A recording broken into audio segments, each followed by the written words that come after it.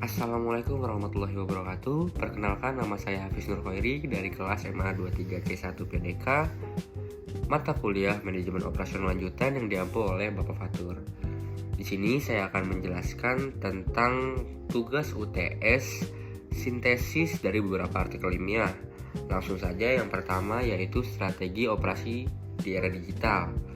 Inti pembahasan di sini adalah di era supply chain 4.0, strategi operasi tidak hanya berfokus pada efisiensi, tapi juga tentang ketangkasan dan ketahanan.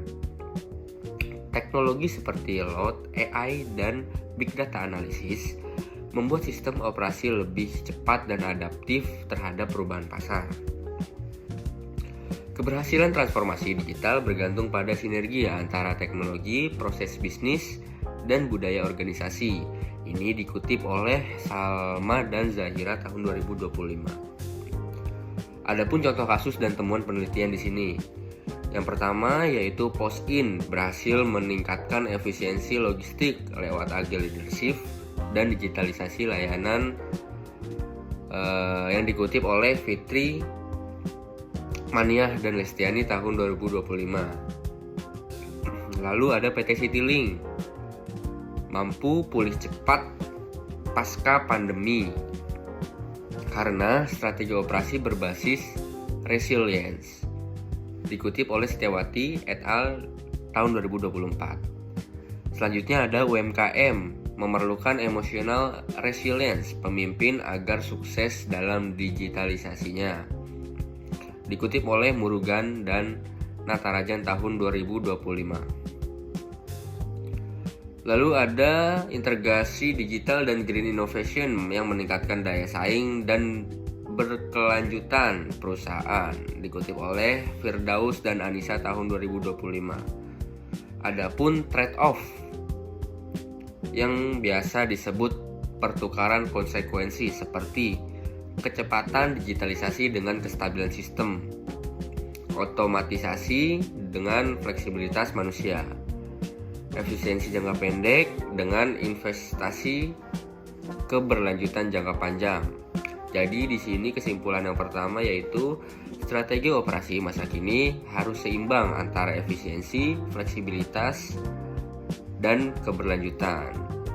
Adapun 4 pilar utamanya yaitu agility, resilience, sustainability, dan digital intelligence. Lalu ada pembahasan kedua tentang peran forecasting lanjutan.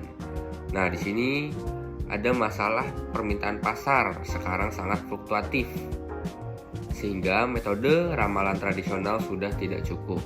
Solusinya, gunakan advanced forecasting teknik seperti machine learning. Ada beberapa machine learning seperti algoritma ARIMA, SARIMA, Propet, SVR, dan FFT. Ada juga big data forecasting, artinya memanfaatkan data besar dari perilaku konsumen dan tren ekonomi. Lalu ada AI forecasting, mampu belajar dan menyesuaikan prediksi secara real time. Contoh, ARIMA efektif untuk tren jangka pendek, Propet cocok untuk data musiman, SVR akurat untuk data kompleks dan non-linear. Big data forecasting digunakan untuk analisis perilaku konsumen instan.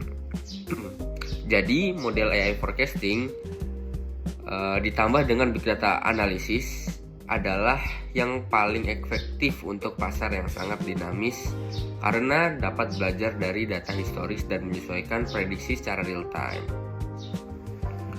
Lalu pembahasan yang ketiga ada SQC atau yang biasa kita kenal statistical quality control. Inti pembahasan di sini yaitu industri modern seperti high mix, low volume, dan fast moving production menghadapi variasi proses yang cepat dan kecil.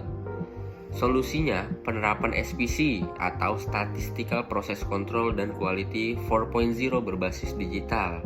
Gunanya untuk memantau kualitas secara real time.